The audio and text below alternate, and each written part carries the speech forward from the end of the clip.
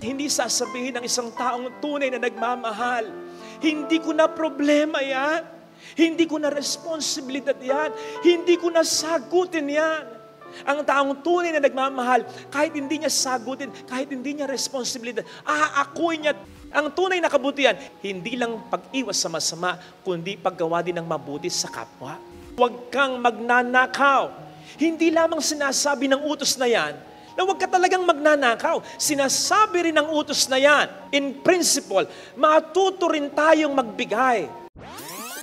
Natatandaan niyo yung pelikula na ang title ay may X and Y's, na pinangunahan as main characters ni na Liza Soberano at Enrique Hill?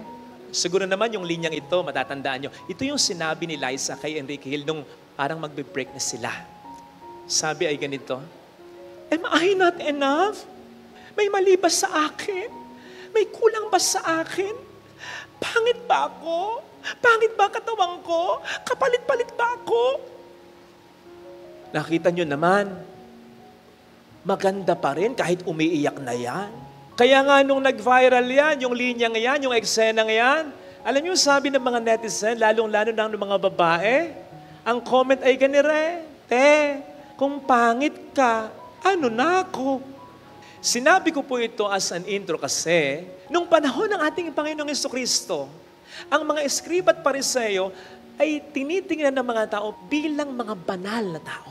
Sila kasi ay maalam sa banal na kasulatan at sa mga kautusan na para sa mga Hudyo ay daan ng kabanalan at ng kaligtasan. Kaya kung kabanalan ng pag-uusapan, nangunguna yung mga yan. Kung kaligtasan ng pag-uusapan, unang maliligtas ang mga yan. Yan ang pananaw ng mga tao that time sa lipunan. Eto ngayon si Kristo. Ang sabi sa mga Hudyo, kung ang pagsunod ninyo, kung ang kabanalan ninyo ay tulad lang ng kabanalan ng mga Eskriba at Pariseo, hindi kayo maliligtas. Kung ikaw ay isang ordinaryong Hudyo at narinig mo yon kay Kristo, siguradong ang magiging reaksyon mo, hindi maliligtas sa mga Eskriba at Pariseo? Paano na lang ako? Ang lagay kasi, nakukulangan si Kristo sa kabanalan ng mga Eskriba at Pariseo. Kaya nga ang sabi niya, kung ang kabanalan ninyo ay tulad lang, aber, kailan mo ba nilalang ang isang bagay? Di ba kapag kulang, yan lang? Ang sabi sa English version, unless your holiness, your righteousness surpasses that of the Pharisees, you will not enter the kingdom of heaven. Hanggat hindi nyo nadadaig, nahihigitan, ang kulang na kabanalan ng mga Eskriba at Pariseo, sa ibang version, hanggat hindi nagiging ganap, hanggat hindi nagiging kompleto, ang kabanalan ninyo. So, ibig sabihin, ang kabanalan ng mga Eskriba at Pariseo ay kulang.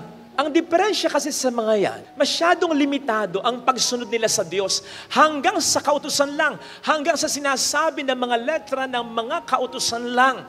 Hindi naman ganyan lang yan. May ibang sinasabi yan. Kung madudugtungan ko pa nga, yung sinasabi ng Panginoon sa Ebanghelyo, o pwedeng ang iniisip din ng Panginoon ay ganito, tungkol sa utos na huwag kang magnanakaw. Hindi lamang sinasabi ng utos na yan, na huwag ka talagang magnanakaw. Sinasabi rin ng utos na yan, in principle, matuto rin tayong magbigay. Mamaya, magbuklat-buklat ka, ang sobra-sobra ng damit mo, hindi mo naman nagagamit na, laluluma na, amoy aparador, inaamag na, sobra-sobra yung pera, ginagasta mo sa walang pakundangan na lang, sa bisyo pa, sobra-sobra yung pagkain mo, nabubulok na, tapos may kapwa kang alam mong nangangailangan, kailangan mong tulungan. Sasabihin ni Gandhi sa atin, magnanakaw ka, sapagkat yung sobra dapat ibinibigay, inisineshare mo na sa iba. So you see, ang mga batas, these are just guides. Halimbawa, para hindi tayo sumobra. And therefore, upang hindi tayo makagawa ng masama sa ating kapwa. Pero walang masama na sumobra sa batas kung gagawa tayo ng mabuti sa ating kapwa. Walang masama doon. Mas mabuti pa nga yun. Kesa sa, huwag kang sumobra para hindi ka makagawa ng pagkakasala. Mas maganda yung sumobra ka para makagawa ka ng maganda. Sapagkat yung hindi ka sobra, hindi ka gagawa ng kasalanan, kapatid, minimum lang yan. Hindi ganon ang tunay na kabutihan. Ang tunay na kabutihan, hindi minimum level lang. Dapat maximum level. Hindi lang pag-iwas sa masama, kundi paggawa din ng mabuti sa kapwa. Kaya tama si Saint Paul eh. Ang sekreto dito, love. Pag-ibig. Kasi kapag umiibig tayo, we will go beyond the law. O di ba? Sinasabi ng batas, ito ang sweldo ng empleyado mo. Tapos, naulinagan mo. Nangangailangan, may sakit yung anak. Yun lang yung sweldo niya, yun yung batas eh. Yun ang obligasyon mo. Pero sasabihin mo sa kanya, sa ngalan ng pag-ibig, narinig ko, nalaman ko, may sakit ang anak mo, ito yung sweldo mo. Ina-advance ko na, ito pa yung dagdag ko, ito yung tulong ko. Sa ngalan ng pag-ibig. May nagkamali sa'yo. Kung batas mo, pairalin mo, itatakwil mo, titikisin mo. Pero dahil nagmamahal ka, patatawarin mo na para bang hindi na nagkasala ito sa'yo. Sapagkat in principle ay sinasabi mo sa kanya, masakit yung ginawa mo, pero mas matimbang pa rin ang pagmamahal ko sa'yo. Kaya sakit na naitulot mo. O di ba bilang batas, kayong mga magulang, sino ang obligasyon ninyo? Mga anak nyo lang. Kaya nga, di ba dati, nung medyo hirap-hirap ka pa sa buhay at gusto mo makapahinga na, konti na lang, matatapos na yung bunso ko. Sapagkat yun ang obligasyon mo. Makukulong ka kapag pinabayaan mo mga anak mo. Pero hanggang ngayon, hanggang sa mga apo, hindi mo na obligasyon yun. Hindi ka na makukulong kung mapabayaan mo sapagkat responsibilidad ng mga magulang ng mga anak mo yan. Pero bakit hanggang sa mga apo mo? Nagmamahal ka eh.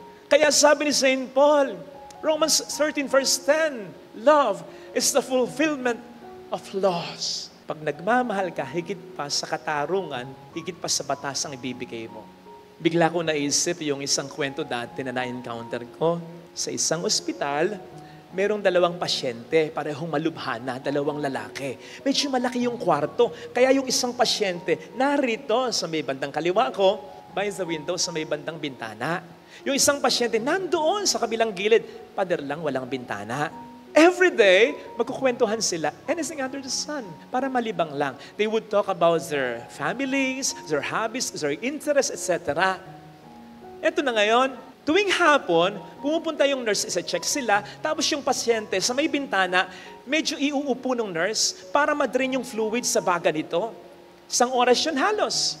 Yun naman ang pinakahihintay rin nung pasyente nandun sa isang tabi, yung nakahiga lang, hindi makabangon. Bakit? Sapagkat kapag nakaupo na, yung pasyente sa may bintana, ito'y magkukwento na ng mga nakikita raw niya sa labas ng ospital, sa may bintana. Nandoon yung isang pasyente, nakahiga, ini-imagine niya yung sinasabi nung pasyente sa may bintana, pre, di ba nasabi ko na sa'yo, green na green yung park dito? Oh, pre, may bago.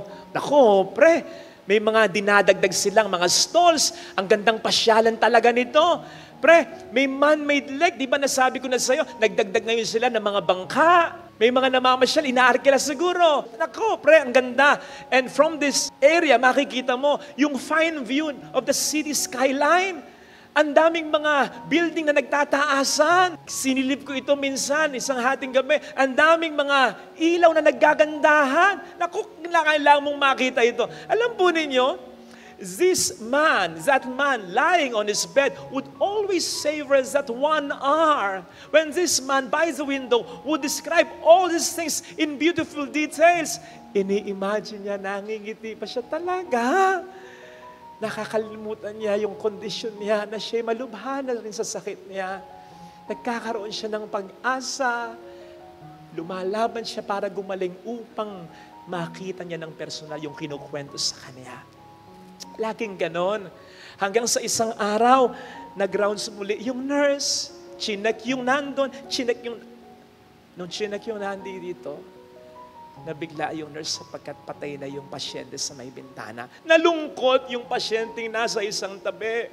Sino pang magiging karamay niya? Sino pang magkukwento sa kanya? Sino pang magbibigay sa kanya ng pag-asa?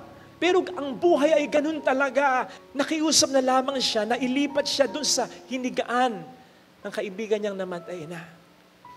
Kasi at the back of his mind, gusto niyang makita yung kinukwento sa kanya. So ginawa niya talagang pilit siyang umupo. Nang makaupo na siya, excited siya sa kanyang wala siyang nakita. Alam niyo ang kanyang nakita?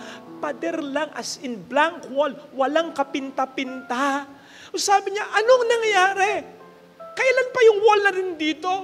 Mukhang hindi naman kakakabit, katatayo lang dito. Nasaan yung park?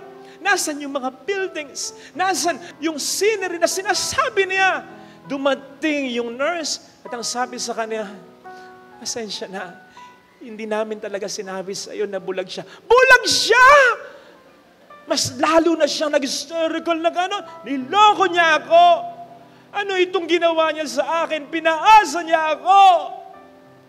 Naluha na yung nurse at sinabi sa kanya, kasi naramdaman niya na nabibigyan kanya ng pag-asa na sa tuwing nagkukwento siya, nagkakaroon ka ng buhay ng sigla. Kaya kahit hirap siya, kahit pagod siya, minabuti niyang gawin niya yon para ikay mapasaya. Kapatid, take note, yung namatay, bulag. Talagang pinagtawanan niyo pa, no? Yung namatay, may sakit ding malubha. Baka nga mas malubha pa sa kanya kesa dun sa naiwan niyang kaibigan niyang buhay kasi nauna siyang namatay. Pero imagine kung paano siya nagkwento ng buong sigla na hindi nahalata nung kaibigan niya. Imagine yung araw-araw na yun ay ginagawa niya kahit may sakit siya. Imagine yung sakit din ang nararamdaman niya emotionally na yung dinedescribe niya, gusto niya rin sanang makita, pero bulag siya. Pero nagawa niya. Bakit? Dahil nagmamahal siya. Only a loving person can do that. Yung tao lamang na nagmamahal talaga sa kapwa niya, lalo na sa kanyang pamilya, ang makapagbibigay ng higit pa sa inaasahan sa kanya, ng higit pa sa kakayanan niya. Ang taong tunay na nagmamahal kahit hindi na kaya, kakayanin pa rin para sa kaniyang pamilya. Sapagkat hindi sasabihin ng isang taong tunay na nagmamahal, hindi ko na problema yan. Hindi ko na responsibilidad yan. Hindi ko na sagutin yan. Ang taong tunay na nagmamahal, kahit hindi niya sagutin, kahit hindi niya responsibilidad, aakuin niya tulad ni Jesus. Hindi sa kanya yung krus, pero dahil mahal niya tayo, niyakap niya, tinanggap niya ang krus. Ang taong tunay na nagmamahal, hindi niya sasabihin, nagbigay na ako, tumulong na ako, nag-intindi na ako, nag-alaga, nagpatawad na ako. Hindi niya isusumbat din yon. Kasi kapag walang nagbibigay, walang umuunawa, walang nagmamahal, patuloy siyang magmamahal. Hindi sinabi ng Panginoon, ano ba naman kayo? Nagkatawang tao na ako, gusto niyo mapako ako? At kahit hanggang ngayon, iniligtas niya tayo. Alam niyang magkakasala pa rin tayo, pero hanggang ngayon, minamahal niya tayo. Ganon tayo kamahal ng Panginoon. Ganon ang taong tunay na nagmamahal. Kumbaga sa taong tunay na nagmamahal, ang nasasaid lang ay ang kanyang bulsa. Hindi ang bumubukal na pag-ibig niya sa iba, lalo na sa mga tao sa kanya ay mahalaga. Napapagod lang ang katawan niya, pero hindi ang puso niya. At hanggat tumitibok ang puso na yan, magmamahal at magmamahal yan. Gagawa at gagawa ng paraan yan. Meron akong nakausap sa ibang bansa, OFW. Ang laki ng kanyang problema kasi nawalan siya ng trabaho, nakaaway niya yung boss niya. Pero alam niyo ba, yung padala niya sa kanyang pamilya, ganun pa rin, hindi nababawasan. Sabi ko, bakit ganun? Sabi niya, ipon ko na lang, Father, yung pinapadala ko. Bakit hindi mo sabihin sa kanila na mayroong kang problema? Father, ayaw ko silang mag-alala. Isipin nyo nga yun. Ikaw yang nag-iisa. Sila dito yung sama-sama. Sila nga dito, tinatanong mo, may problema ba kayo? Sila ba natatanong nila, may problema ka? Ngayong may problema ka, sosolohin mo, sabagat ayaw mo silang mabigyan ng problema. Ikaw nga itong nag-iisa. Sabi ko sa kanya, iba kang magmahal, sobra. Sa taong tunay na nagmamahal, kulang ang salitang sobra. O hindi ba, yun yung parang tanong ni Liza. Di ba minsan tinatanong mo rin yun? Sa sobrang pagmamahal mo, ikaw na nga yung na-disappoint. Ikaw na nga yung nalungkot, ikaw na nga yung puro ikaw na lang. ikaw pa rin yung magtatanong.